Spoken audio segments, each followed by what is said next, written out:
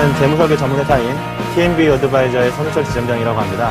그동안 고수기책을 통해서 부채 솔루션에 대해서 쭉 강의를 해왔었는데요. 오늘은 그것들을 정리하는 시간을 가져보도록 하겠습니다.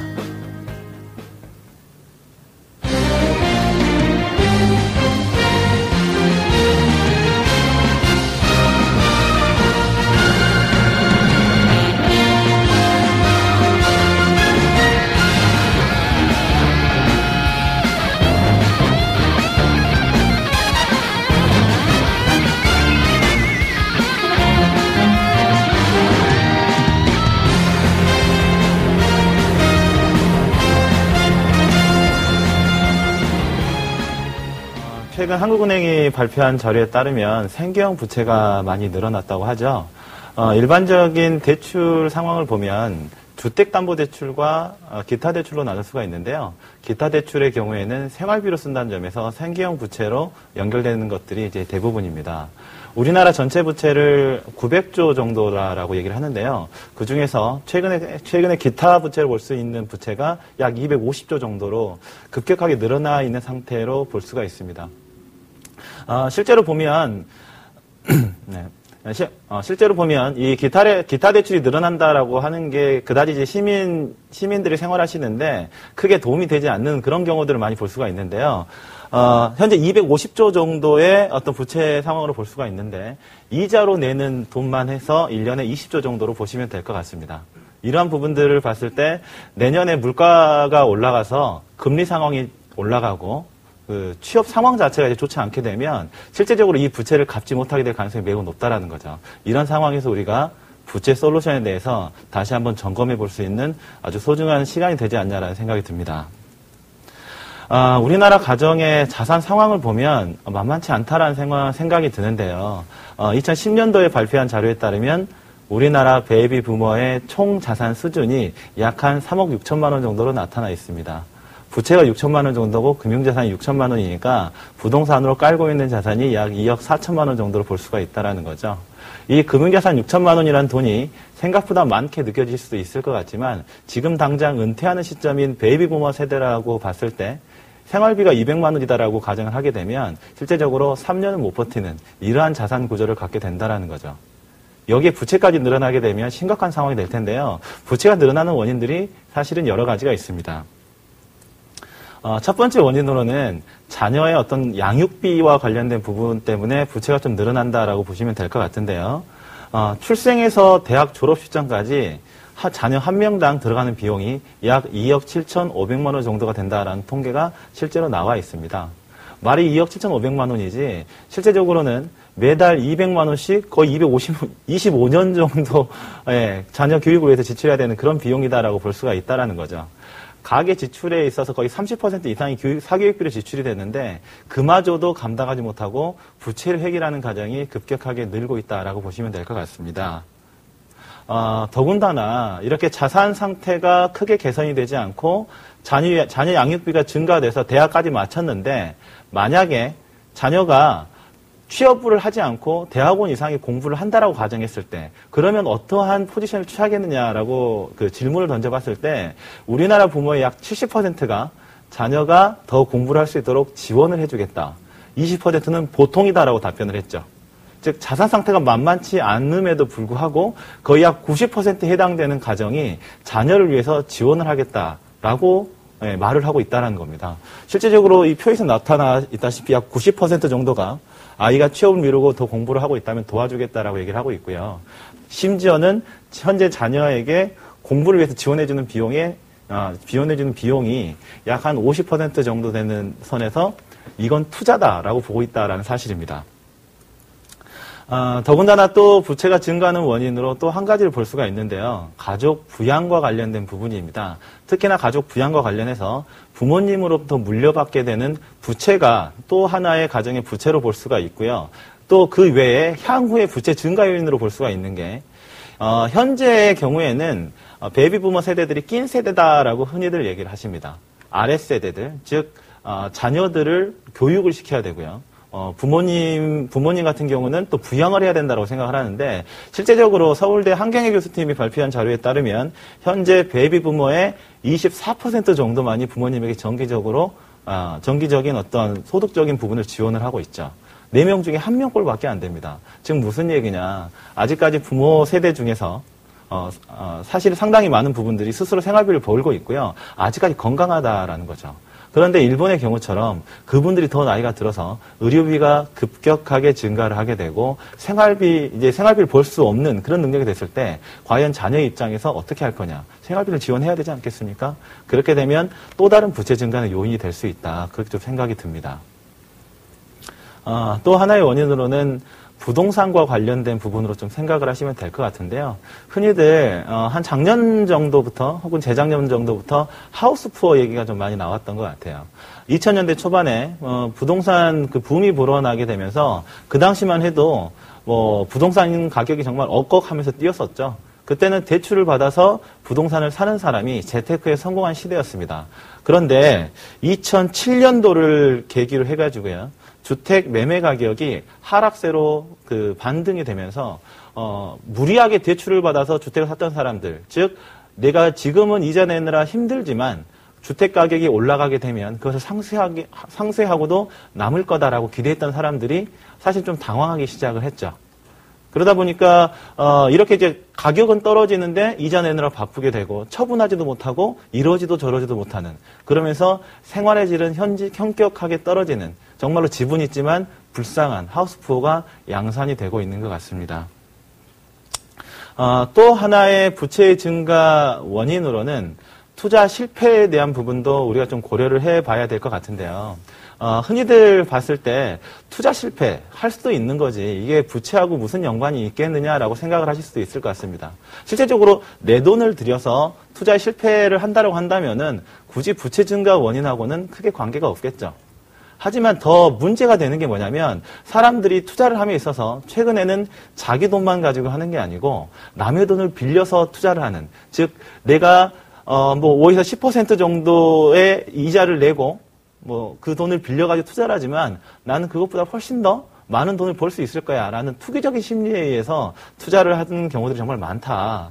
그 이유가 뭐냐면 표에 나와 있는 걸 보는 것처럼 실제적으로 대출 발생 시점을 보면 확인할 수가 있는데 일반적인 신용대출이나 학자금대출, 직장의 신용대출, 마이너 신용대출이 있다라고 가정했을 때요. 일반적으로 아마 생활비 때문에 이런 부분들 대출 받았을 거다라고 생각하시는 경향이 있는데 생각보다 많은 경우에 3순위, 심지어는 1순위도 있고요. 2순위, 이 정도 시점에서 이 정도 비율로 대출이 발생하고 있다. 즉 돈을 빌려서 이걸 지렛대 삼아서 투자를 결심하지만 문제가 이자를 내기 버거운 정도의 금리로 대출을 받아서 원금 손해까지 보고 있다는 사실이죠. 그렇다 보니까 일반적으로 부채는 9가지 종류로 저희가 이제 분류를 했었습니다. 그래서 한 가지씩 우리가 이제 그것들을 어떻게 해결해 갈 거냐를 우리가 고민을 해봤었는데요. 첫 번째 부채 유형이 생활형 부채 유형이었습니다. 바로 신용카드, 카드론, 현금 서비스 사용으로 인한 부채 증가 유형이 있었고요. 자녀 대학 학자금을 내다 보니까 부채가 증가하는 그런 유형이 있었습니다. 그리고 분수에 맞지 않게 자동차를 무리하게 구입하다가 부채 증가하는 유형이 있었고요. 과도한 보장성 보험 가입 때문에 부채가 증가하는 이제 그런 유형이 있었습니다. 그리고 이제 부동산 유형으로도 볼 수가 있는데요. 부동산 유형은 이러한 형태다라고 보시면 될 것 같습니다. 일단 과다한 부동산 담보대출에 따른 부채 증가 유형, 즉 주거를 위한 주택담보대출이나 혹은 전세보증금 담보대출, 혹은 투자를 위한 부동산 담보대출 때문에 부채가 늘어나는 경우가 있었고요. 퇴직 이후에 창업을 하기 위해서 부채를 급격하게 늘려놨는데 이러한 부채, 창업이 실패한다라든가 부채를 갚지 못해서 부채가 늘어나는 이런 케이스들이 또 있었다라고 보시면 될 것 같습니다. 마지막으로 이제 과다부채 유형으로 좀 볼 수가 있는 거죠. 부모님 부채를 승계를 했다라거나 아니면 제2금융권 대부업체 관련 부채가 증가하면서 결국은 공적인 제도를 이용하지 않는 이러한 형태들이 있었습니다. 그렇다면 이러한 유형들을 어떻게 해결해야 될까? 오늘은 한 전략을 한 6가지 정도를 여러분들에게 제시해드리고자 합니다. 첫 번째 전략은요. 일단 현재 상태를 정확하게 파악을 해보자라는 겁니다. 4가지 측면에서 현재 상태를 제대로 한번 파악을 해보면 좋을 것 같은데요. 첫 번째가 바로 유동성이 얼마나 확보되어 있느냐에 대한 문제입니다. 유동성이라는 게 어떤 측면이냐면요. 소득이 끊겼을 때 과연 내가 얼마나 버틸 수 있는지. 갑자기 실직을 하게 될 수도 있겠죠. 실직을 했을 때 과연 내가 빚지지 않고 혹은 다른 용도로 저축하고 있는 거를 해약하지 않고 과연 내가 어느 정도 생활이 가능하냐. 이게 유동성이라고 보면 될 것 같고요. 두 번째는 성장 전략이죠. 내가 계획에 따라서 돈을 저축하고 투자를 하고 있을 텐데 과연 내가 나의 저축률이 다른 가정에 비해서 합리적인지 그리고 기대할 수 있는 수익률은 투자 상품 대비해서 적합한 건지 이러한 부분들을 좀 우리가 살펴보면 좀 좋을 것 같고요. 세 번째, 네 번째는 바로 부채와 위험 관리에 대한 유형입니다. 나이가 가지고 있는 부채 상태에 대해서 정확하게 파악을 하는 게 필요합니다. 과연 내가 가지고 있는 부채가 레버리지로 활용할 수 있는 건전한 부채인지 아니면 지금 당장 상환을 할 수밖에 없는 불건전한 부채인지를 먼저 이제 파악을 해보는 게 좀 필요하겠죠. 그리고 마지막으로 사람이기 때문에 발생할 수 있는 위험이 있습니다. 이를테면 그런 일이 벌어지면 안 되겠지만 주소득원이 사망을 하는 좀 안타까운 상황이 발생한다라든가 가족 구성원이 질병이나 상해가 발생을 해서 실제적으로 의료비가 과다하게 발생을 하게 되면 이것 때문에 또 부채가 발생할 수 있겠죠. 따라서 이걸 이전하기 위한 보험 설계를 어떻게 해 가야 되는지 여기에 대한 나의 정확한 상태가 어느 정도인지를 먼저 파악하는 게 중요하다라는 생각이 듭니다. 더군다나 이왕 부채에 대한 얘기를 하고 있으니까 적어도 내가 나의 부채가 어느 정도 상황인지에 대해서는 조금 명확하게 좀 파악을 할 필요가 있겠죠. 그래서 나의 부채에 대해서 너무 부끄럽게만 생각을 하지 않으셨으면 좋겠어요. 내가 부채가 너무나 과다해지고 내는 이자가 많아지고 스트레스 받고 이러다 보면 그걸 놔버리게 되거든요. 그래서 어떤 성향들이 발생을 하냐면요. 부채가 발생을 해서 이걸 갚아야 되는데 순간적으로 이제 너무나 이제 싫어지는 거예요. 힘들어지는 거예요. 부채 때문에 우울해지는 거예요. 그러다 보니까 어떻게 되냐. 오히려 돈을 더 써버리고 카드를 더 써버려서 부채가 오히려 증가하는 그런 케이스들을 생각보다 많이 만나게 됩니다. 따라서 이러한 경우들을 원천적으로 차단하기 위해서는 우리가 어떤 걸 해야 되냐. 부채를 마치 진짜 부채처럼 한번 펼쳐봐야 된다. 내 부채가 과연 어느 상황인지. 예를 들면 이런 걸 들 수가 있겠죠. 과연 내가 받고 있는 부채의 금융회사들이 과연 어느 은행에 어떤 부채가 있는지, 내가 주택담보대출은 얼마가 있고, 신용대출은 얼마가 있고, 마이너 통장은 얼마가 있고, 혹시 저축은행에도 부채가 있다면 얼마가 있는지, 카드사에는 얼마가 있는지, 이러한 금액들을 정확하게 파악을 해보는 게 좀 필요할 것 같고요. 과연 그러한 부채가 대출이자와 상환 조건들은 어떻게 되는지, 그죠? 이를테면 하나의 부채는 연 5.4%에 3년 거치 20년 분할인데 어떤 거면 이자만 내면 되고 연 9%가 넘어가는 질이 좀 좋지 않은 그런 부채일 수도 있다라는 거고요. 그리고 내가 매달 내는 대출에 대한 원리금이 얼마인지 이러한 부분에 대해서는 조금 정확하게 파악을 해보는 게 내 상태를 정확하게 파악을 하는 데서부터 실질적인 솔루션이 시작된다라고 생각을 하시면 좋을 것 같습니다. 부채 솔루션에 대한 두 번째는요. 내가 가지고 있는 부채가 어느 정도 수준인지를 좀 명확하게 파악을 해보는 게 필요합니다. 부채를 생각하는 분들은요, 두 가지 부류가 있으신 것 같아요. 첫 번째는 부채를 너무나 싫어하는 유형입니다. 그런 이제 이런 분들은 안전하게 가죠. 그래서 이제 어떤 경향들이 있냐면, 이렇게 안전한 분들은 파산을 하시거나 그러시지도 않겠죠. 반면에 기대할 수 있는 수익률을 높이는 데도 한계가 있는 그런 경우들이 많습니다. 건전한 부채를 가지고 있으면 사실은 부채를 상환할 돈을 가지고 다른 형태로 투자하는 것도 한 번 정도는 고려를 해봐야 된다는 거죠. 이런 케이스가 하나 있다면 또 다른 케이스는 부채를 지는 그런 부분들을 겁내하지 않는 그런 부류들도 사실 많이 있거든요. 적당한 수준의 나의 어떤 삶의 질이라든가 내가 지금 당장 이룰 수 없는 거를 합리적인 수준에서 부채를 받아서 그걸 이룰 수 있다라고 하면 생각해 볼 수도 있는 문제겠지만 그게 아니고 부채가 점차 과다해질 경우에는 걷잡을 수 없게 되니까 그런 부분들을 우리가 좀 판단해 보는 게 필요하지 않냐라는 생각이 듭니다. 우리가 부채에 대한 기준을 판단을 할 때는요. 가장 쉬운 방법이 7, 30, 30 법칙이다. 이렇게 좀 정의를 내리시면 좋을 것 같아요. 7, 30, 30이 뭘까? 이렇게 궁금해 하시는 분들이 있을 것 같은데요. 첫 번째 7은 금리에 관한 부분입니다. 과연 내가 가지고 있는 대출 금리가 7%를 넘어가는지 아니면 그렇지 않는지. 만약에 7%가 넘어가지 않는 부채는 건전한 부채를 볼 수가 있을 것 같고요. 7%가 넘어가는 부채는 바로 상환해야 되는 그런 부채를 볼 수가 있겠죠. LTV 30%, LTV가 뭐냐면 총 자산 가치 대비해서 내가 가지고 있는 부채 비율이 몇 퍼센트 정도 되는지 30% 이내. 예를 들어서 내가 1억 원의 자산을 가지고 있다면 30%면 3천만 원까지겠죠. 그 정도까지는 내가 건전한 부채를 볼 수 있지만 그 이상 넘어가는 거는 뭐 건전한 부채를 볼 수 없다라는 겁니다. 그리고 DTI는 내가 벌어들이는 월 소득 대비해서 원리금 상환 비율이 얼마냐. 이게 30% 이내였으면 좋겠다라는 거죠. 내가 만약에 200만 원의 월 소득이 있다면 200만 원의 30%는 얼마죠? 예. 60만 원의 원리금 상환을 하고 있다. 이 정도는 건전한 부채로 볼 수 있지만 그렇지 않으면 부채부터 상환해야 된다라는 겁니다. 하지만 건전한 부채 조건은 AND 조건이다. 즉 대출금리도 7% 이내여야 되고요. LTV도 30% 이내여야 되고 DTI도 30% 이내여야 된다. 이걸 공통적으로 가지고 있는 부채라고 한다면은 레버리지로 활용이 가능한 부채니까 지금 당장 상환하기보다도 다른 형태로 투자를 하는 것이 오히려 유리할 수 있다는 거지만요. 그게 아니고 하나라도 걸린다. 예를 들어 대출금리가 7% 넘어간다라거나 LTV, DTI 중에 하나라도 걸린다. 그거는 반드시 먼저 상환해야 될 부채다라는 거죠. 여기서 중요한 포인트가 두 가지가 있는데요.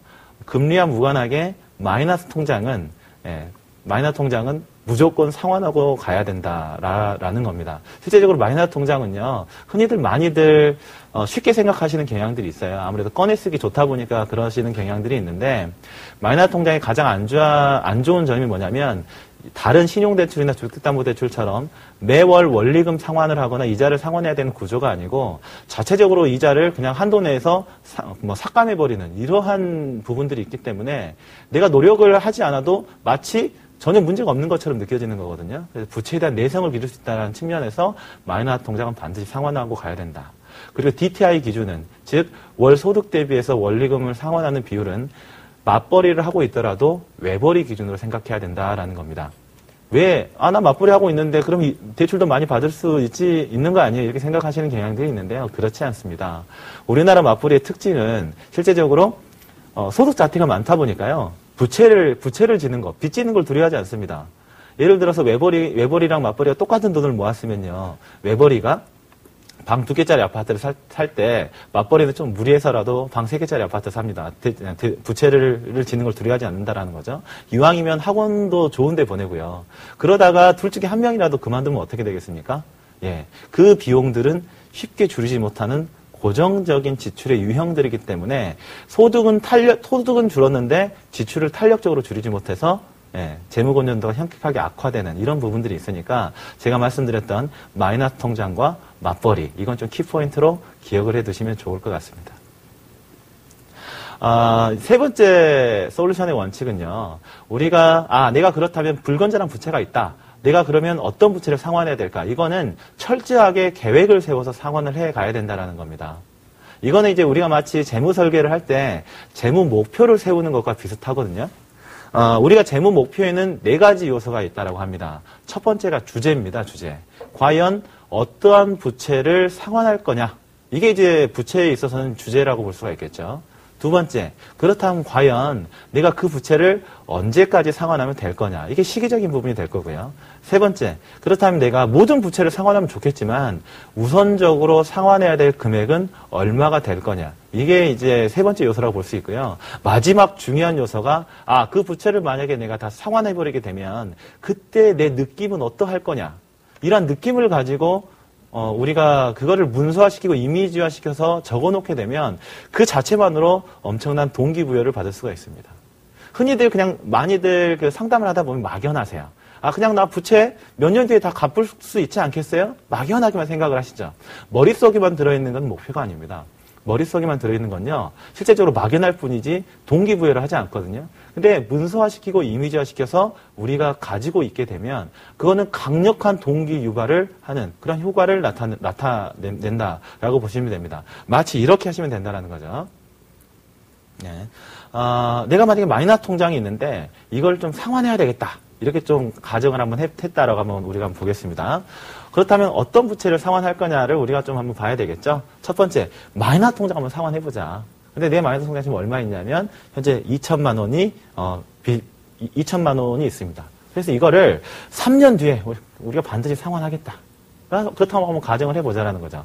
이 마이너스 통장을 3년 뒤에 내가 2천만 원이 상환해버렸다. 그럼 어떤 느낌이 들까요? 아, 알턴 얘기가 그냥 빠져버린 느낌이야. 매우 안정된 느낌이야. 이런 느낌이 들 수가 있겠죠. 그런 느낌을 미리 느껴보자라는 거죠. 그런 느낌을 미리 느끼고 우리가 문서화시켜서 적어놓게 되면 저는 장담할 수 있는데 그 부채를 반드시 상환해야 된다는 강력한 동기부여를 가질 수 있을 거다라고 저는 말씀을 드리고 싶습니다. 부채 솔루션 네 번째는요, 우리가 안전장치를 한번 마련해보자라는 겁니다. 안전장치라는 게 뭐냐면요, 우리가 이제, 예를 들면 그런 거죠. 첫 번째가, 사람들이 왜 저축을 못하느냐를 우리가 한번 볼 필요가 있습니다. 사람들이 왜 저축을 못할까요? 예를 들어서 가장 간단하게 이런 시스템을 보면, 그냥 저축할 수 있지 않을까요? 예를 들어서, 벌어들이는 소득을 내가 정확하게 알고 있고, 나가는 지출액을 내가 정확하게 알고 있으면, 이 정도 나가고, 이 정도 들어오고 이 정도 나가네? 아, 그러면 내가 남는 돈 저축해야지. 이런 식으로 생각하게 되면 매우 쉽지 않겠습니까? 그래서 정기적인 월급에서 정기적인 지출이 나가고 남는 돈을 저축한다. 이러면 저축할 수 있죠. 너무 쉬운 일인데 사람들이 이렇게 하기를 매우 힘들어하더라라는 겁니다. 그 이유가 뭐냐면 사실 우리가 정기적인 월급도 사실 잘 몰라요. 고정적인 월급을 알 수 있을지 모르겠지만 또 비정기적으로 들어오는 월급은 잘 모르거든요. 그리고 정기적으로 나가는 지출을 사실은 잘 모릅니다. 이러다 보니까 이런 단순한 시스템을 만들지 못하는 거고요. 그리고 더 중요한 게 뭐냐. 정기적이지는 않지만 부담스러운 지출이 있죠. 정기적이지는 않지만 부담스러운 지출이 뭐가 있을까요? 예를 들어서 5월이 되면 우리가 어떤 지출이 많이 나가죠? 아무래도 경조사비가 많이 이제 나가는 경우들이 많이 있고요. 그리고 결혼하게 되면 아무래도 챙겨야 될 사람들이 늘어나지 않겠습니까? 우스갯소리로 조카가 많으면 정말 힘들다고 하죠. 명절 때 이제 용돈 주느라 바빠서 그러한 사건들이 이제 벌어지는 경우들도 있고요. 갑작스럽게 의료비가 나간다라거나 무슨 일이 생길지도 모르니까. 따라서 이러한 것들을 위해서 우리한테 필요한 게 뭐냐? 예비비 통장이라는 게 필요합니다. 아니 부채가 있는데 이러한 예비비 통장이 도대체 왜 필요한 거냐 이렇게 생각을 하실 수 있을 것 같아요. 하지만 그렇지 않습니다. 아무리 내가 부채를 열심히 상환을 하고 있다손 치더라도 갑자기 내가 반드시 필요한 그러한 부모님 갑자기 아프세요. 그런데 보험이 없으셔서 내가 의료비를 내야 됩니다. 그러면 자식된 도리를 어때야 되나요? 그거 모른 채 해야 됩니까? 그렇지 않죠. 자식된 도리로서 당연히 부모님을 모셔야 되겠죠. 그러면서 나가는 비상사태 돈도 있을 거고요. 그리고 정기적이지 않은 지출을 이왕이면 고정적인 급여에서 우리가 차감을 하는 게 아니고 이렇게 비상 예비자금 예비비 통장에서 뺄 수가 있다고 한다면은 우리가 매달 고정적으로 저축할 수 있는 그런 여력들이 많아지겠죠. 이런 부분들 때문에 부채를 상환하는 과정에서도 반드시 예비비 통장을 만들어야 되는 이유가 여기에 있습니다. 이런 예비비 통장을 만들어놔야 우리가 저축액도 늘릴 수가 있고 그리고 더 중요한 게 부채가 발생하는 상황에서 또 다른 부채가 발생하지 않는 안전장치를 마련할 수 있다는 거죠. 이런 예비비 통장이 있게 되면 어떻게 시스템을 바꿀 수가 있을까요? 이런 정기적인 월급에서 정기적인 지출이 나가고 저축이 되는 시스템이 아니고 이런 정기적인 월급에서 먼저 저축을 해버리고 남는 돈을 지출하는 이런 시스템으로 바꿀 수 있다. 따라서 만약에 내가 예비비, 현금으로 가지고 있는 예비비가 없다 이러신 분들은 반드시 부채 상환 이전에 100만 원이라도 좋습니다. 예비비 통장을 반드시 만드셔야 된다. 이런 말씀 좀 드리고 싶고요. 또 다른 하나 관점을 바꿔서 강조를 해드리고 싶은 거는요. 비정기적인 소득 관리에 우리가 철저해야 된다. 이건 제가 좀 많이 강조를 드리고 싶어요. 일반적으로 보면요. 우리가 열심히 일을 해서 버는 100만 원하고요. 복권 당첨에서 버는 100만 원하고 가치가 어떻게 느껴지십니까? 아무래도 열심히 일을 해서 벌어들인 100만 원은 왠지 내가 일을 열심히 했으니까요. 가치롭게 써지기를 원하지만 왠지 쉽게 복권으로 당첨해서 벌어들인 100만 원은 쉽게 쓰는 경향이 있거든요. 이건 이제 행동제명학에서 많이 나타나는 유형들인데 그런데 돈의 가치는 같단 말이죠. 100만 원이라는 돈은 100만 원이라는 돈의 가치는 같은데 어쩔 때는 쉽게 써버리고 어쩔 때는 가치롭게 쓰더라. 그런데 꼭 복권 당첨이 아니더라도요. 비정기적인 소득, 즉 우리가 상여를 받거나 명절 휴가비를 받거나 아니면 뭐 휴가 보상비를 받거나 이러한 돈들은 정기적인 소득이 아니라 비정기적인 소득인데 이러한 것들이 일반 직장인 같은 경우에는 뭐 500만 원, 1000만 원 이렇게 해도 되거든요. 이러한 돈들을 1년 동안 관리를 잘하게 되면 어떻게 될까요? 예, 한 달에 50만 원, 60만 원 이상 저축하는 효과를 누릴 수가 있을 건데 그거는 좀 쉽게 쓰는 경향들이 있습니다. 따라서 그러한 비정기적인 소득들은 허투루 쓰지 마시고 반드시 예비비 통장에 모아두셨으면 좋겠다. 그러면 이것 때문에 나 차후에 부채가 늘어날 일은 상대적으로 확률이 낮아질 거다. 이런 약속은 제가 드릴 수 있을 것 같습니다. 또 하나 다른 부분들을 좀 살펴보면요. 안전장치 중에서 우리가 위험관리 측면을 간과할 수 없습니다. 사람이기 때문에 발생할 수 있는 위험은 어떤 게 있을까요? 예.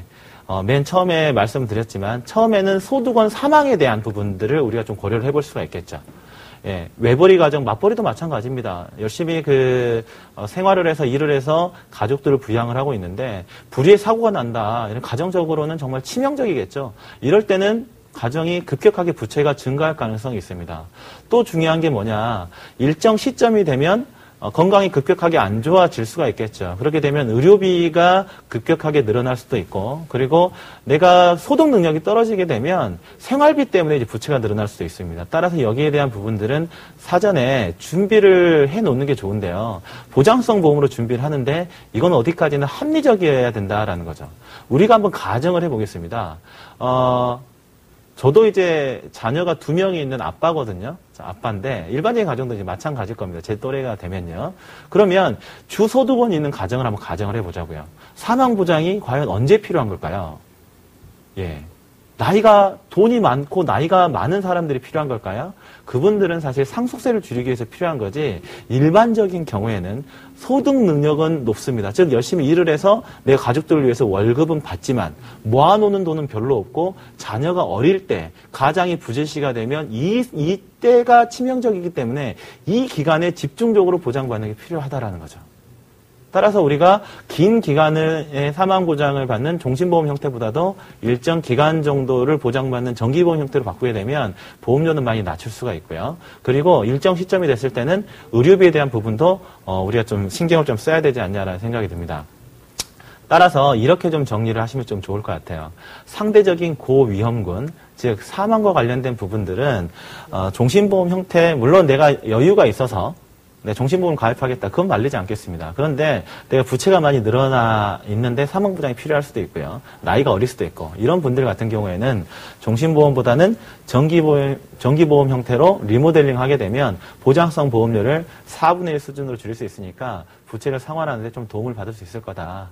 그리고 사실 장애로 판정을 받는 걸 대비해서 이 장애가 되는 거는 사실은 오히려 사망보다 더 위험한 그런 위험일 수 있습니다. 근데 확률은 낮기 때문에 담보 금액 대비해서 보험료는 저렴하니까 이건 좀 고액으로 가입하시는 게 조금 좋을 것 같다. 이런 말씀 좀 드리고요. 그리고 나이가 들어갈수록 의료비에 대한 부분들은 정말로 신경을 쓰셔야 된다. 이건 좀 제가 강조를 좀 드릴게요. 치료비 대비해서요.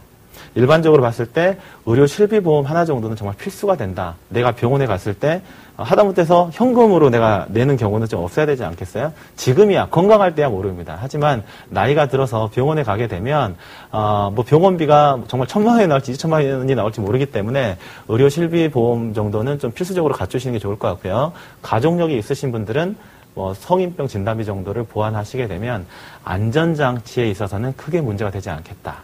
안전장치 제가 2개 말씀드렸습니다. 첫 번째는 예비비에 대한 부분들을 좀 우리가 갖추는 게 좋을 것 같다라고 말씀드렸고요.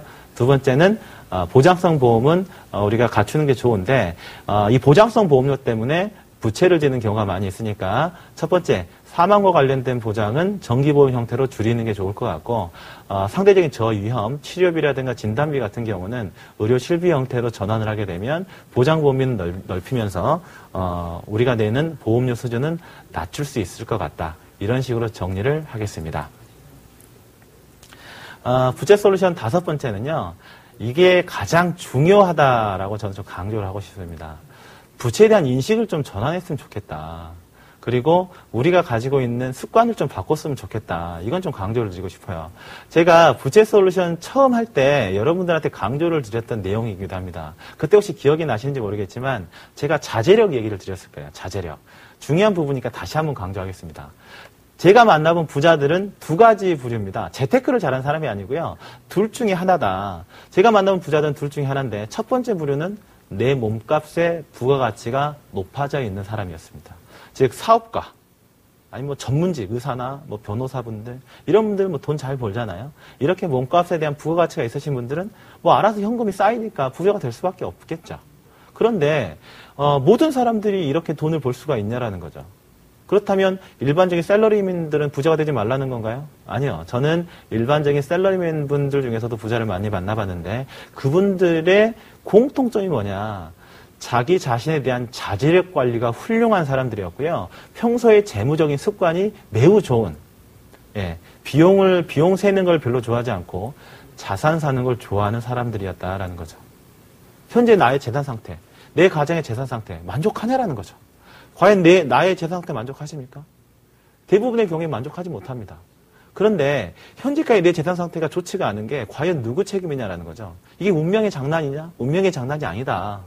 내가 과거에 살아왔던 재무적인 습관, 과거에 실행했었던 재무적인 의사결정에 따라서 현재 나의 재산 상태가 딱 결정되어 있는 거지 그게 운명의 장난이 아니다라는 겁니다. 현 상태는 바꿀 수가 없죠. 과거를 바꿀 수 있습니까? 타임머신 타고 돌아가서 이건 바꿀 수가 없습니다. 따라서 현재까지 혹시 과다하게 부채를 졌거나 부채에 대한 인식을 좀 잘못 생각하고 있으셨던 분들은 지금은 부채에 대한 인식을 좀 다르게 생각을 해주시고 습관을 바꾸시게 되면 미래는 바꿀 수가 있다는 거죠. 미래를 어떻게 할 거냐. 근데 그 미래의 출발은 현재에 대한 명확한 인식 그리고 부채에 대한 인식의 전환, 나의 습관을 바꿀 수 있느냐 없느냐의 문제와 그대로 귀결이 된다는 겁니다. 한번 이런 걸 한번 가정을 해볼게요. 대부분 차 좋아하시잖아요. 차. 좋은 차 타기를 많이들 원합니다. 좋은 차 타기 원해요. 그래서 소형차를 잘 타던 사람이 한번 중형차로 바꿔봐야 되겠다라고 이제 마음을 먹었다라고 가정을 해보겠습니다. 남편이 이제 부부라고 한번 가정을 해볼게요. 남편이 이제 아내한테 가서 얘기합니다. 아, 우리 그동안 소형차 5년간 잘 타는데 이제는 중형차도 우리가 좀 타야 되지 않겠어? 그럴 레벨도 된 것 같고 이런 식으로 얘기를 하죠. 근데 아내분 입장에서 좀 아까운 것 같아요. 요즘 차 워낙 잘 나오니까. 그러지 말고 우리 지금까지 잘 탔으니까 4, 5년 더 타고 그때 가서 바꾸면 어때? 이런 식으로 얘기할 수가 있겠죠. 어느 가정에서나 일어날 수 있는 흔한 의사결정의 상황이다라고 보시면 됩니다. 그런데 이런 의사결정들이 어떤 식으로 반복이 돼서 일어나느냐, 그게 우리들의 자산 상태를 결정할 수가 있다는 거죠. 남편 말대로 했다라고 가정을 해볼까요? 남편 말대로 했다. 그러면 어떻게 될까요? 적어도 소형차를 600만 원에 팔고 중형차를 2,600만 원에 사겠죠. 그럼 어떻게 됩니까? 개인 비용이 적어도 2천만 원은 들어갈 겁니다. 그런데 차를 사는 데 쓴 2천만 원은 어떤 거냐? 비용이죠, 비용. 즉, 한 번 나가면 다시는 돌아오지 않는 게 비용이 되겠죠. 그리고 차를 바꾸게 되면 아무래도 유류비, 세금, 보험료, 월 유지 비용이 최소 20만 원 정도는 증가할 겁니다. 즉, 차를 중형차로 바꿨다? 그러면 어떤 뜻이다? 내 돈 2천만 원을 비용으로 쓴다. 예전 같았으면 저축했을 만한 월 20만 원이란 돈을 유지 비용으로 쓴다라는 거죠. 그런데 만약에 아내 말대로 한번 바꿔보자라는 겁니다. 아내 말대로. 아내는 그럼 어떤 얘기를 하냐. 차를 바꾸지 말고 한 4, 5년간 미뤘다 타자. 사자. 그렇게 되면 적어도 4년 정도는 어떻게 할 수 있을까요? 4년 정도는 적어도 그 2천만 원이라는 돈을 다시 자산으로 적립을 해놓을 수가 있을 거고요. 매달 20만 원씩 비용으로 나갈 그런 돈들을 자산으로 슬쩍슬쩍 적립을 해놓을 수가 있겠죠. 차를 샀다. 그러면 처음 샀을 때 기분은 좋겠죠. 근데 4년이 지나게 되면 감가상각이 돼서 1,000만 원대 초반인 차량 한 대가 남아있을 겁니다. 그런데 차 구입을 4년만 미루더라도 기회비용 2천만 원 저축할 수 있고 매월 20만 원 저축을 하게 되면 4년 후에는 4천만 원이 넘는 돈을 적립할 수가 있죠. 차 한 대 바꾸고 말고가 4년 만에 3천만 원의 차이를 발생시킵니다. 더 중요한 게 뭐냐면요. 내가 차를 할부로 샀어요. 이 차를 5년간 타고 5년이 지나니까 할부가 끝났습니다. 그래서 또 차를 바꾸고 싶어요. 또 차를 바꿔요. 그럼 또 그분은 5년 주기로 차를 계속적으로 바꿀 확률이 높습니다. 반대로 이 차를 사서 내가 10년간 탔다. 그럼 이분은 어떻게 될까요? 예, 10년 주기로 차를 바꿀 확률이 매우 높다라는 거죠. 내가 차를 살 때 처음에 부채, 즉 빚을 져서 샀다. 이분은 평생 동안 차를 빚져가면서 살 거고요. 그게 아니고 내가 이 차를 돈을 모아서 현금으로 샀다. 이분은 평생 동안 빚지지 않고 차량을 구입하게 될 겁니다. 이런 것들이 반복되니까 여러분들의 자산 상태가 결정되는 것이지 절대 운명의 장난이 아닙니다. 90년대만 하더라도요. 사실 신입사원들이 입사를 해서 새 차를 산다? 이건 상상할 수도 없는 일이었죠. 예. 적어도 직장생활 4, 5년 하고 그나마도 살 수 있었던 게 열심히 저쪽에서 중고차 한 대 정도 사면 야 그래도 출세했네. 이런 얘기 들었을 겁니다. 지금은 어떻습니까? 인식이 너무나 차를 부채를 빚을 져가면서 사는 게 너무나 당연시 여겨지다 보니까 신입사원들이 뭐 아반떼 뭐 이런 것들 이런 준중형차들 아니면 소형차들 이런 차들을 그냥 새 차로 뽑아버리죠. 할부로 빚져가면서 차량을 뽑고 있다. 즉 사회 초년생이 사회로 진출하면서부터 빚쟁이로 시작한다라는 거죠. 이런 것들을 근본적으로 차단을 해야 된다라는 것들을 강조를 하고 싶습니다. 이런 것들이 근데 우리나라의 부채 인식 여부, 제가 첫 시간에 소개시켜드렸던 부분인데 중요한 부분이라 다시 한번 강조를 드리면 금융기관에서 대출을 받은 거는 그래도 약 한 97%를 빚이라고 생각을 하고 있습니다. 그래도 은행에서 돈 빌린 건 내가 빚이라고 생각을 하고 있어요. 그런데 생각보다 많은 경우에요. 자동차 할부로 대출받은 거. 이거는 82%에 해당되는 사람들이 부채로 인식을 하고 있지만 18%에 해당되는 사람들은 부채로 인식하지 않고 있습니다. 즉 5명 중에 1명 꼴은 자동차 사는 거 그거 뭐 빚지면서 사는 게 당연한 거지. 빚으로도 여기고 있지 않으니까요. 그리고 신용카드를 이용한 할부 이런 것도 마찬가지죠. 거의 80% 정도만 빚으로 인식을 하고 있지 우리 20% 정도는 빚으로도 인식을 하지 않고 있죠. 빚져서 생활하고 빚져서 차 사는 이러한 것들이 너무 일상화돼 버렸다. 그렇기 때문에 현재 우리나라의 가계부채가 이 정도까지 와버리지 않냐라는 생각이 듭니다. 따라서 지금은 인식 자체를 좀 바꿔주시는 게 좋을 것 같아요. 현재 내가 돈을 모아서 무엇이든 산다. 자제력이 있다라고 하는 게 비싼 걸 사지 말자가 자제력이 아니다라고 말씀을 드렸습니다. 비싼 거 사고 싶으면 사시죠. 좋은 차 사고 싶으면 사시죠. 명품 가방 사고 싶으면 사야 됩니다. 그런데 그걸 어떻게 산다? 돈을 모아서 계획을 세워서 현금으로 산다. 이러면 아무런 문제가 없다. 다만 빚져서 마치 지름실에 내려와서 그냥 사버리면 그 자체가 부채에 대한 부채 이미 져버리고 있는 게임이다. 이건 좀 여러분들에게 강조를 하고 싶습니다. 그렇게 하기 위해서는요. 우리가 자제력 관리를 위해서는 신용카드는 죄송하지만 반드시 없애셔야 됩니다. 신용카드를 정말로 효과적으로 합리적으로 잘 쓴다. 정말로 나는 계획하에 의해서만 신용카드를 쓰고 마치 현금 쓰는 것처럼 쓴다. 이런 분들은 쓰셔도 돼요. 이런 분들은. 그런데 이런 분들은 정말로 10명이 1명 꼴이나 될 것 같아요. 사실은 신용카드 때문에 안 사도 될 것들을 사는 경우들이 많이 있죠.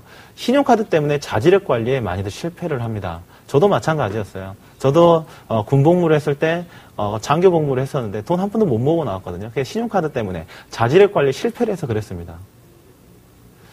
따라서 우리가 신용카드를 사용하는 것보다는 현금이나 아니면 체크카드를 활용해서 우리가 여러 가지 지출에 대한 부분들을 결정하는 것들이 좋지 않겠냐라는 그런 생각들이 듭니다.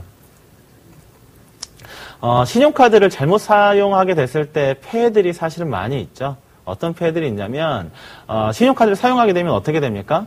예, 아무래도 할부 서비스를 이용하게 되는 경우들도 많이 생기고요.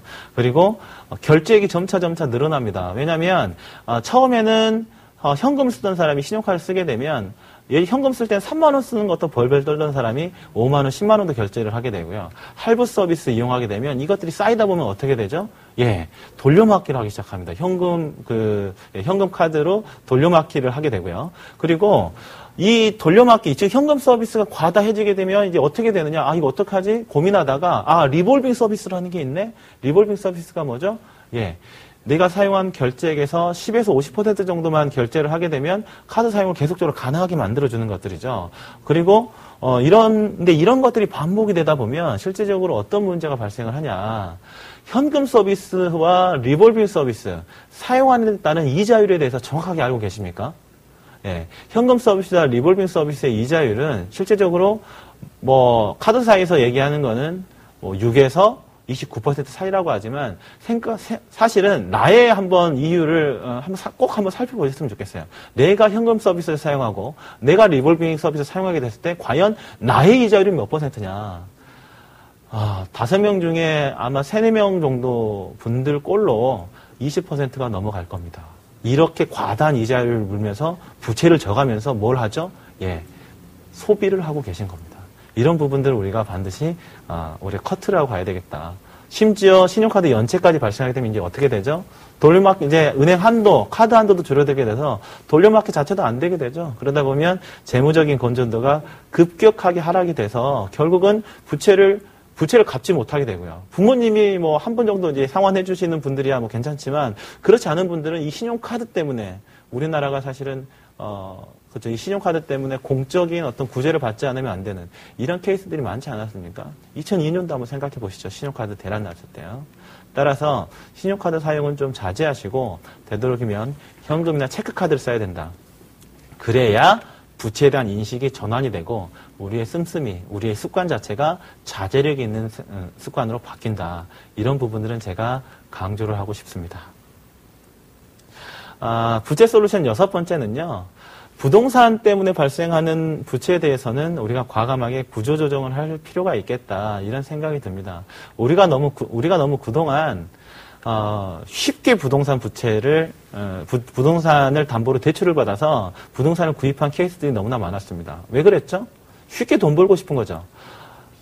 사실은 이게 우리나라 분들이요, 너무나 이중적인 면모가 계세요. 내가 전세를 살거나 월세를 살 때는요, 집값 떨어져야지 이렇게 생각을 하시다가 무리하게 전세로 있기가 너무 싫어서 무리하게 대출받아서 집을 사는 순간 집값은 안 떨어져. 올라가고야 말 거야. 부동산 불패 신화에 젖어 계시거든요. 그러다 보니까 주택을 담보로 대출받는 것들을 너무나 당연하게 생각을 하고 그리고 너무 쉽게 생각하세요. 집을 사는 순간 어떻게 된다?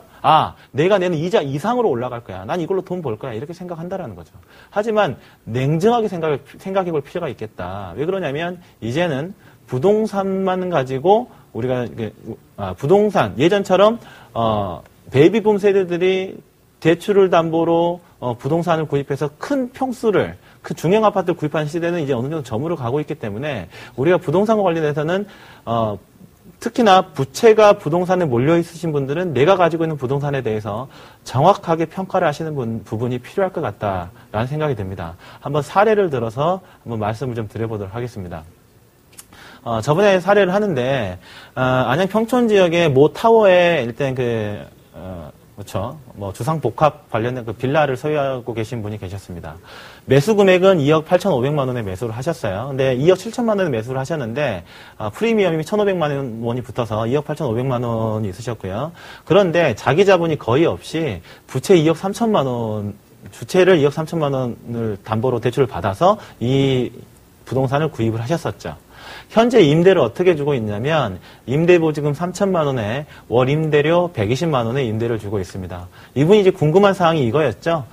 현재 시세 많이 오를 줄 알았는데 현재 시세는 3억 정도다. 그래서 이거를 내가 처분해야 될지 보유하는 게 좋을지 이게 이제 궁금하신 거였어요. 그래서 이러한 것들은 우리가 정확하게 수치를 보면서 따져볼 필요가 있을 것 같습니다. 과연 내가 현재 이 부동산을 보유함에 있어서 자산 가치가 얼마나 올라갔는지를 한번 볼 필요가 있을 것 같고요. 현재 월 현금 흐름상 수익률이 어느 정도가 되는지를 좀 명확하게 볼 필요가 있습니다. 보시면요. 수치를 한번 볼게요. 이분은 현 시세를 3억 원으로 예상하고 계세요. 3억 원.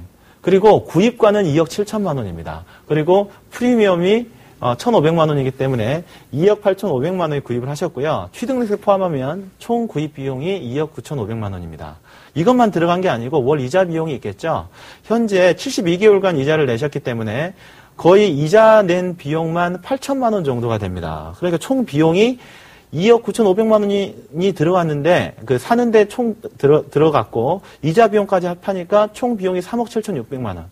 3억 원에 팔더라도 이미 마이너스 7,600만 원 손해를 보고 있는 거죠. 더군다나 이거는 양도소득세와 재산세는 뺀 금액입니다. 그리고 그렇다면 과연 내가 월 수익률 자체는 내가 괜찮냐 이것도 볼 필요가 있을 것 같은데요. 현 시세가 3억 원이고 임대보증금, 임대료 수준을 결정을 했을 때 이 부동산의 수익률은 어느 정도다?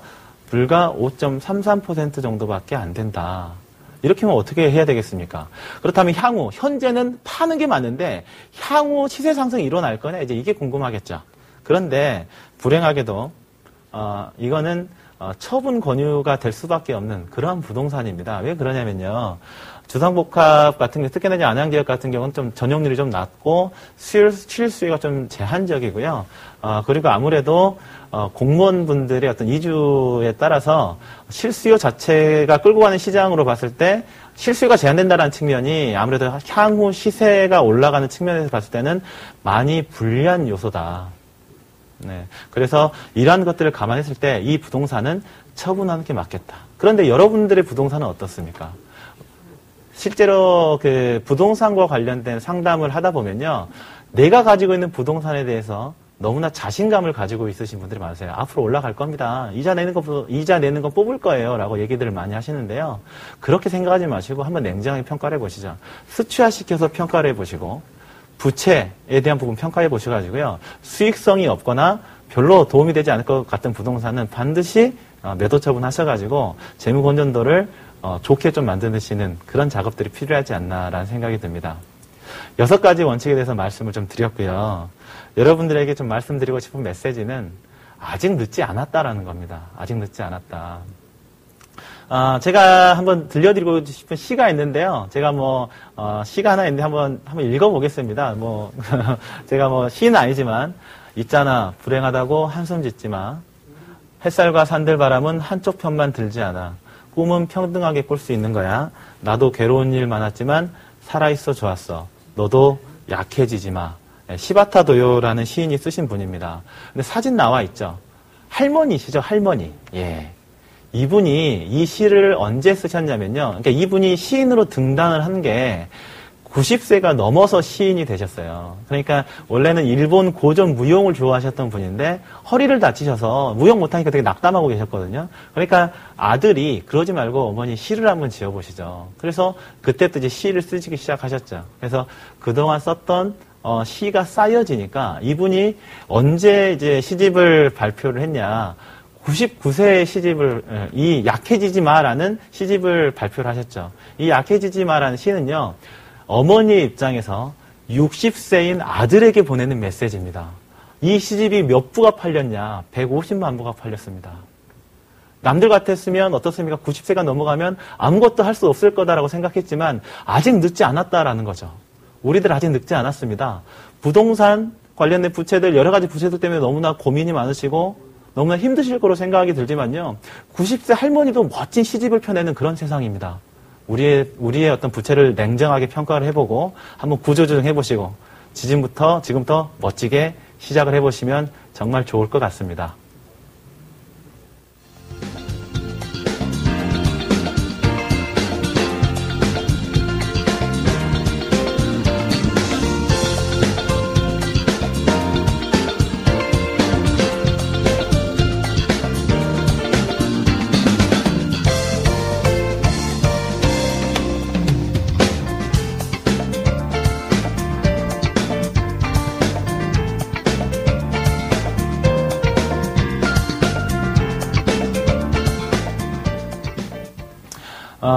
요즘 들어서 부채 때문에 많이들 고민이 많으셨을 것 같은데요.